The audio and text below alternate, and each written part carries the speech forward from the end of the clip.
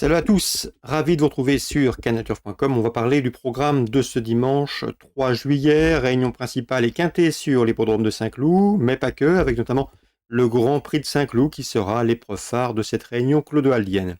Ensuite, j'aurai pas mal d'informations à vous transmettre concernant Saint-Brieuc en réunion 3, mais également Saint-Galmier en réunion 5, puisque j'ai pu converser avec plusieurs entraîneurs et ils sont nombreux à y participer avec des prétentions.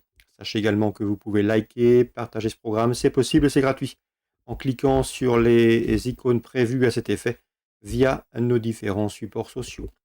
Le quintet, c'est le handicap des Hauts-de-Seine. Dans cette épreuve, je ferai confiance en priorité au haut de tableau, à commencer par le 1 Good Christian, un cheval qui a l'habitude de se produire dans des sociétés plus huppées, dans des courses de meilleure facture. C'est un cheval de qualité, il a brillé notamment au niveau du défi du galop, il a couru 2 fois à Saint-Cloud, résultat de podium, et ce, dans des listed races. Ici, pour son retour dans les handicaps, je le pense capable de s'imposer. C'est le numéro 1, Good Christian.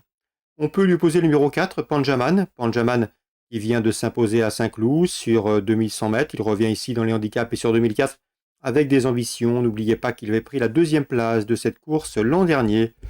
Le numéro 2, Mikado, est un cheval confirmé à ce niveau, une victoire et 2 places en 4 catégories, des statistiques qu'il peut soigner ici.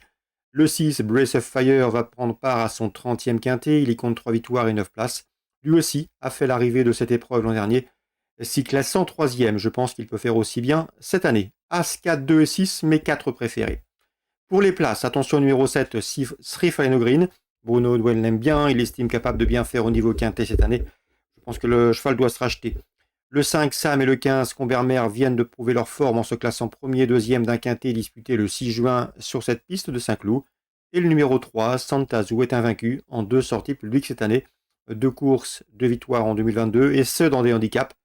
Ce qui a fâché le handicapeur puisqu'elle est passée de 34 à 40,5 de valeur, mais je la pense toutefois compétitive pour l'obtention d'une place. Résumé chiffré, As, 4, 2, 6, 7, 5, 15 et 3. En cas de partant, on pourrait penser au numéro 10, Master Power. La suite du programme, toujours à Saint-Cloud. La première, j'aime beaucoup le 101, Axe d'Aliva, irréprochable depuis ses débuts. Elle devrait une nouvelle fois jouer les premiers rôles. Elle retrouvera sur sa route le numéro 6, ce qu'il a terminé deuxième derrière elle fin mai à Angers. Attention également au numéro 5 dans cette épreuve, c'est Lady Mesquita, qui est proche de sa course 3e et 2e en 2 courses courues, 101, 105, 106. On passe maintenant au Grand Prix de Saint-Cloud. C'est la 5e. Dans cette épreuve, je pense que le 505 Weekend Lane s'annonce difficile à déloger. Un pensionnaire de Charlie Appleby qui s'est déjà illustré au niveau groupe 1. Il a remporté l'Irish Derby l'an dernier à pareille époque. Ensuite, il est venu en France pour s'adjuger le Grand Prix de Paris et avait également remporté les Saint-Léger de Doncaster. Dans la foulée, il s'était classé 3e du Prix de l'Arc de Triomphe début octobre. Et pour sa course de rentrée, il a pris une bonne place. Dans un groupe 2, il revient en France dans l'Hexagone avec de solides prétentions. Le 505, Hurricane Lane. L'opposition, elle pourrait être française avec le numéro 4, Mare Australis, qui vient de s'adjuger le Grand Prix de Chantilly. Attention également à l'Irlandais, le numéro 6, Height Definition, qui reste sur 2 podiums, 2e et 3e, dans des groupes 1 disputés au Curragh et à Epsom. Donc en chiffres, la 5e, 5, 4 et 6. Dans la 7e, un handicap pour 3 ans, j'aime beaucoup le 4, Born in Purple. Elle va débuter dans les handicaps, elle me semble bien située en valeur.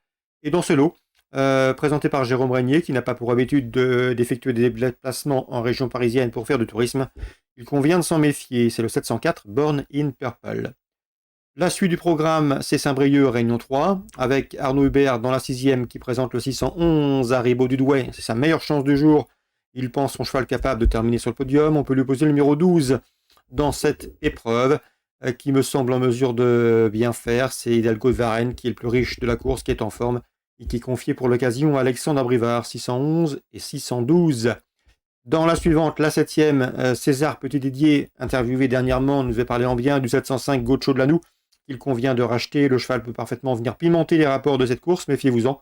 Dans cette épreuve, on fera confiance également au numéro 10, Gendréen, qui reste sur 2 succès, mais également au numéro 9, Guinness du Bizet, qu'il convient de racheter. Elle a prouvé qu'il fallait compter avec elle à ce niveau. La 7e, 5, 9 et 10. Dans la 8e, j'ai pu converser avec Sébastien Poilane. Il est confiant avec le 809 Espion de Boer, qui partira à une cote d'outsider. Le cheval n'avait pas des engagements intéressants dernièrement.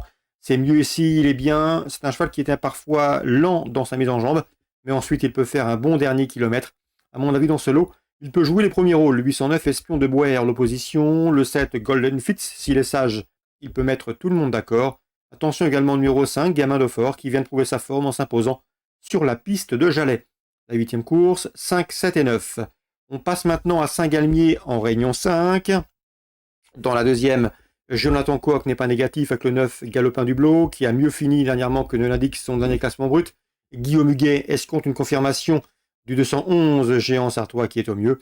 209, 211. Dans cette épreuve, il est difficile également d'aller contre le numéro 12. C'est dans cette épreuve Guerrier des Îles, qui reste sur une série de bons résultats.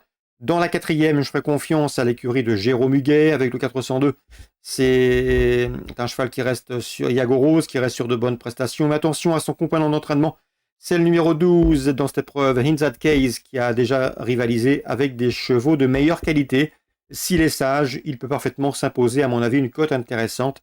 C'est le 412, Hinzad Case, pour contrer, pourquoi pas, son compagnon d'entraînement, le 2, qui sera déféré, Iago Rose.